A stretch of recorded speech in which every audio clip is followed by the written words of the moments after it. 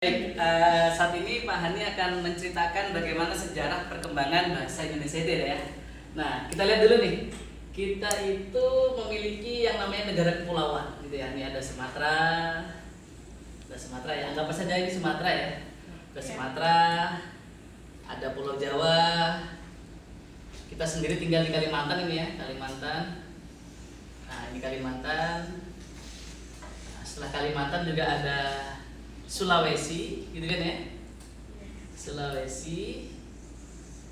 Sulawesi. Kemudian di sini ada pulau-pulau kecil seperti Pulau Madura, ada Bali, Nusa Tenggara Barat, Nusa Tenggara Timur. Yang besar itu logisnya Papua.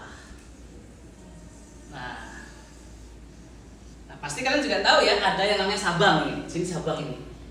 Sabang.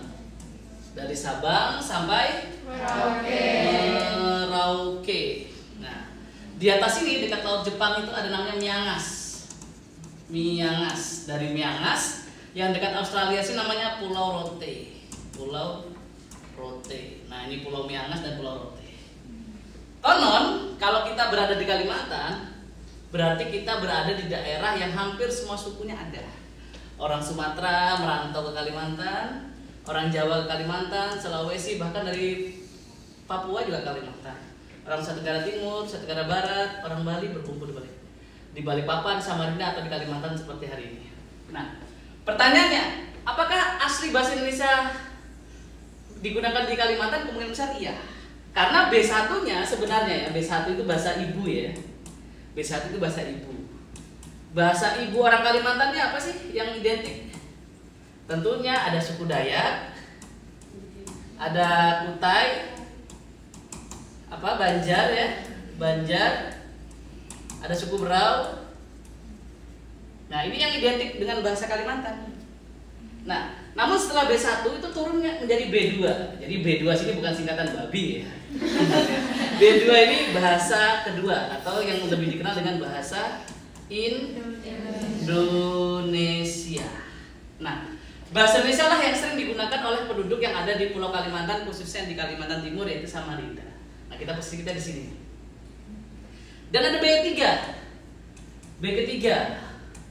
Ini bahasa setelah bahasa Indonesia. Konon sering disebut orang bahasa asing atau bahasa PBB, Perserikatan Bangsa-Bangsa. Ya, tentunya yang sering kita dengar adalah bahasa Inggris ya. Yeah. Inggris. Kemudian apa lagi nih? Mandarin ya. Mandarin Swanikap ya. Mandarin Arab ya, Arabik ya. Dan lain-lain. Nah, pertanyaannya, mungkin tidak terjadi komunikasi kalau di sini tidak menggunakan bahasa Indonesia? Mungkin tidak. Saya yang Jawa ini ngajar pada pagi hari ini menggunakan bahasa Jawa misalnya. Parekateng panjenengan sedaya saged ngalekaken menika. Kertas menawi aken. Nah, mungkin ya teman-teman tidak mungkin paham dan tidak mungkin mengerti jatuhnya. Karena apa? Bahasa yang digunakan itu bahasa Jawa, bahasa ibu berarti. Nah, berarti kita harus mencintai bahasa Indonesia. Untuk menyatukan ini, yang Banjar, yang Berau, yang Kutai, yang Dayak, yang merupakan suku asli, kemudian ada perantau, semuanya menggunakan bahasa Indonesia. Seperti proses hari ini, kita sering mengenal itu. Tapi nanti kita bahas di part berikutnya ya. Yang sering salah itu seperti kata resiko. Yang benar apa? Risiko. Nah, apa alasannya ini? Nah, itu yang terjadi. Terus boleh nggak Pak menggunakan bahasa ibu di kehidupan sehari-hari? Boleh.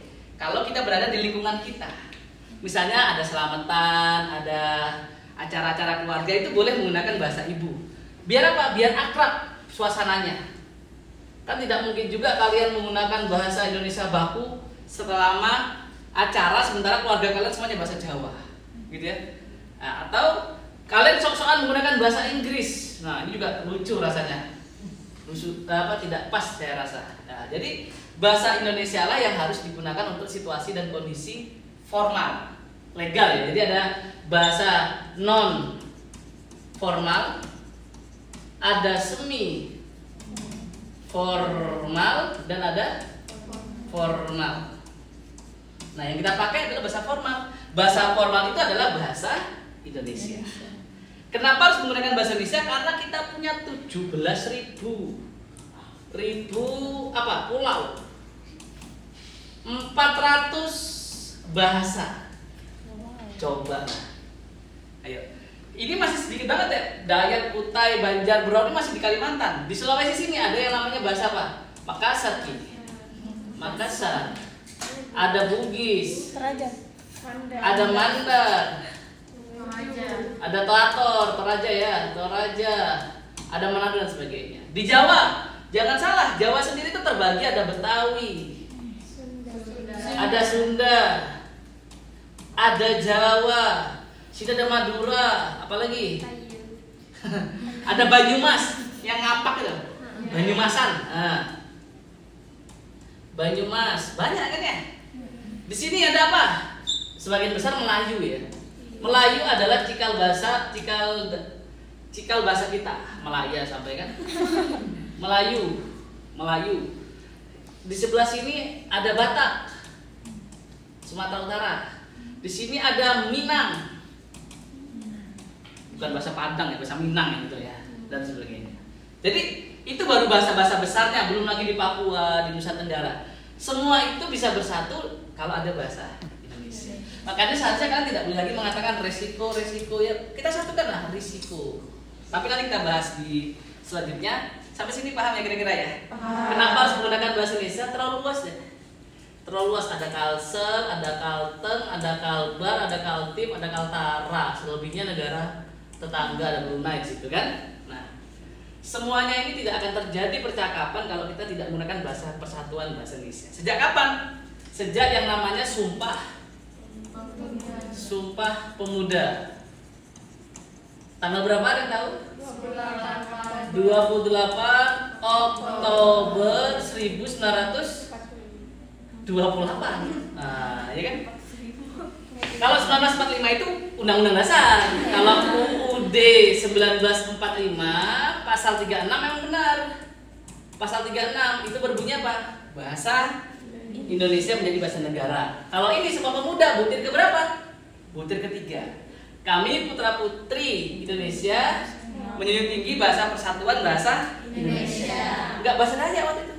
Apalagi bahasa Kutai, apalagi Banjar, apalagi Berau. Tidak, tapi bahasa Indonesia. Kenapa enggak bahasa Jawa? Karena dulu dideklarasikannya di Jawa.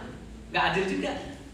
Harus seimbang ya, harus balance. Kalau Jawa ya Jawa, kalau Makassar ya Makassar, kalau Minang, Banjar, kalau dia pakai bahasa ibu. Tapi kalau bahasa kesatuan kita bahasa Indonesia.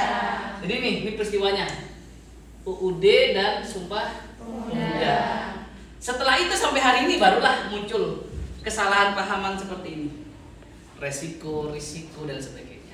Oke ya. Sampai sini paham ya? Paham. Ya, terima